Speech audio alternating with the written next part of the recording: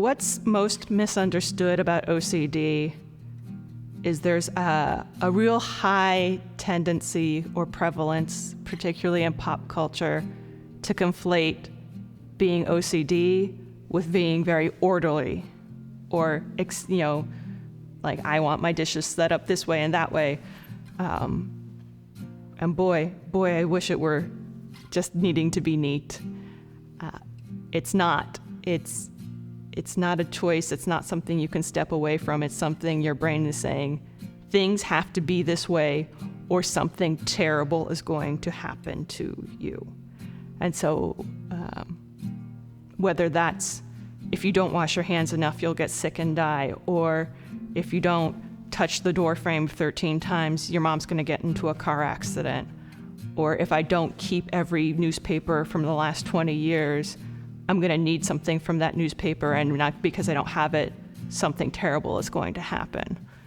Like all mental health conditions, it's really, really stressful. It's scary, and it's hard to see it be flippantly said, oh, I'm so OCD, or see sweatshirts that say obsessive Christmas disorder, and you're like, I like Christmas, but I wish it were obsessive Christmas disorder. Like that would be like, I wouldn't have had to spend 27 years of my life figuring this out if it were that easy. In college, it was a mix of loneliness and not aloneness. In high school and college, I felt like I had to be normal. I had to pull it together. I had to look normal. I had to act normal. I had to act like I didn't have OCD or I wasn't sick.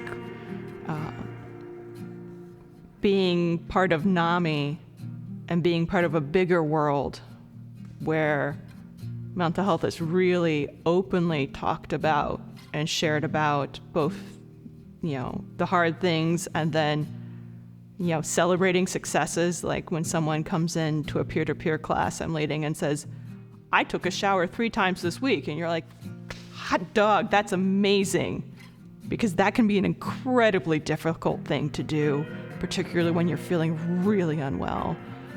It's so nice to not have to hide that part of myself and to not feel like I have to hide that part of myself. You're not alone. It's okay.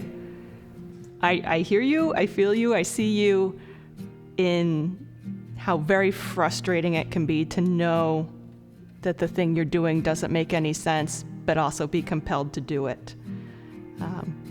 And it's okay to get help, and there is help. Whether that looks like talk therapy or exposure response prevention or medication or support groups or art, there are a lot of different tools we can put in our toolboxes to help manage the OCD so it is a thing that is part of our life rather than the thing that is dominating our life. Somewhere along the line, someone mentioned NAMI to my mom. And going into that room the first time felt like a bunch of family that I didn't know I was missing. There's a great sense of community, of understanding, of no judgment. It's amazing to be, whether it's in a class or a training or at a convention, and just be in a room of people where they've had similar experiences, and that camaraderie, and being able to say things like, I'm sorry, I'm having a really rough day.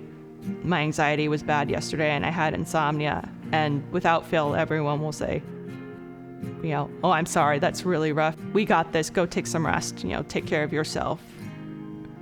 So having that community around me that really understands my mental health condition and also understands what having a mental health condition is like, and understanding those boundaries of when it's okay, when you need to take a break and rest, and also knowing when to say, hey, Liz, you've been really not doing well for a while. When's the last time you saw your psychiatrist? When's the last time you talked to your therapist? Of knowing that boundary, that community.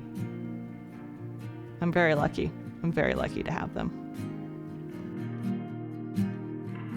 NAMI means acceptance. Sincere, uncritical acceptance.